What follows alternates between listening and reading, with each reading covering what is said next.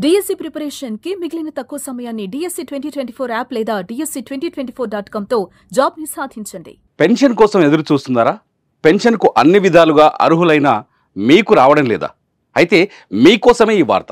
మీ ఎదురు చూపులు ఫలించే రోజు రాబోతోంది. ఆంధ్రప్రదేశ్లో కొత్త పెన్షన్ల పంపిణీకి ముహూర్తం ఫిక్స్ అయింది. త్వరలోనే మీకు పింఛన్ అందించనున్నట్లు ఏపీ ప్రభుత్వం ప్రకటన చేసింది. మరి ఎవరెవరికి పెన్షన్ ఇవ్వబోతున్నారు, ఎప్పుడు అందించనున్నారు, ఆ డీటెయిల్స్ ఇప్పుడు చూద్దాం.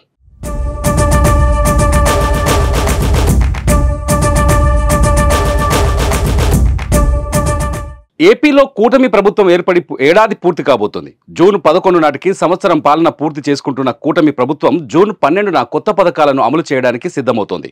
అన్నదాత సుఖీభవ, తల్లికి వందనం పథకాలను అదే సమయంలో అందిస్తామని చెప్పిన ఏపీ సర్కార్ పెన్షన్లపై కూడా తీపి కబురు చెప్పి ఆశావాహుల్లో ఆనందాన్ని నింపింది. రాష్ట్రంలో ఇప్పటికే ప్రతిష్టాత్మకంగా అమలు చేస్తున్న ఎన్టీఆర్ భరోసా పెన్షన్ పథకంలోకి మరింత మందిని చేర్చాలని నిర్ణయించింది. గత ప్రభుత్వం నిలిపేసిన వారికి మళ్లీ పెన్షన్లు అందించాలని భావిస్తోంది. ఇందులో భాగంగానే రాష్ట్రంలో ఒంటరి మహిళలు, వితంతువులకు కొత్తగా పెన్షన్లు ఇచ్చేందుకు ముహూర్తం ఫిక్స్ చేసింది.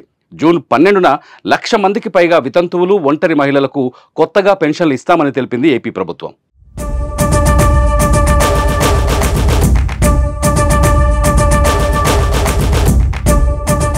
టీడీపీ, జనసేన, బీజేపీ కూటమి ప్రభుత్వం అధికారంలోకి వచ్చిన తర్వాత పెన్షన్ను భారీగా పెంచింది.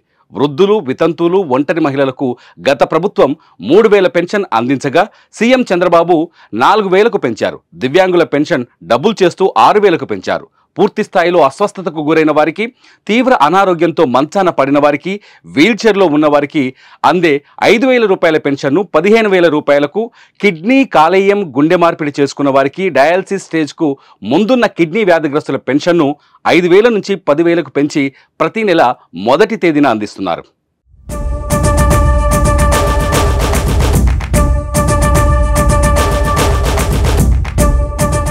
టీడీపీ సర్కార్ అధికారంలోకి వచ్చిన సమయంలో రాష్ట్రంలో సుమారు 65 లక్షల మంది పెన్షన్దారులు ఉండగా వారిలో చాలా అనర్హులు ఉన్నారని గుర్తించి వారికి పెన్షన్ కట్ చేశారు. ప్రస్తుతం నిజమైన అర్హులకు మాత్రమే అందిస్తున్నారు. అర్హుల నుంచి ఇప్పటికే దరఖాస్తులు స్వీకరించారు. వెరిఫికేషన్ దాదాపు పూర్తయింది. అనర్హులను తొలగించి అర్హులైన వారికి పంపిణీ ప్రారంభించాలని ప్రభుత్వం నిర్ణయించింది.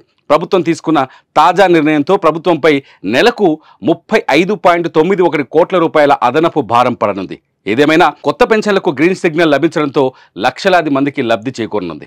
మరోవైపు కొత్త రేషన్ కార్డుల జారీ ప్రక్రియ కూడా కొనసాగుతోంది. రాష్ట్రంలో రేషన్ కార్డులు లేని వాళ్లు కొత్త రేషన్ కార్డుల కోసం దరఖాస్తు చేసుకుంటున్నారు.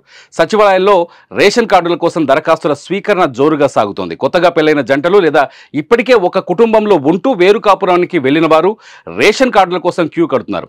వివాహం కాకుండా 50 ఏళ్లు దాటి ఒంటరిగా జీవిస్తున్న వారికి కూడా ఈసారి రేషన్ కార్డులు అందివ్వాలని ఏపీ ప్రభుత్వం నిర్ణయించడం, అలాగే ఆశ్రమాల్లో ఉంటున్న వారికి తొలిసారి లింగ మార్పిడి చేయించుకున్న వాళ్లకు సైతం ఏపీ ప్రభుత్వం కొత్త రేషన్ కార్డులు మంజూరు చేస్తుండటంతో దరఖాస్తులు భారీగా వస్తున్నాయి. మొత్తానికి ప్రస్తుతం ఏపీ సచివాలయాల్లో సందడి వాతావరణం నెలకొంది. జూన్ 12వ తారీఖున గత ప్రభుత్వంలో ఎవరైతే భర్తలు చనిపోయి విడోస్గా ఉన్నటువంటి భార్యలకి పింఛన్లు ఇవ్వకుండా ఆప్ చేశారు, అవన్నీ 1,00,000 చిల్లరున్నాయి.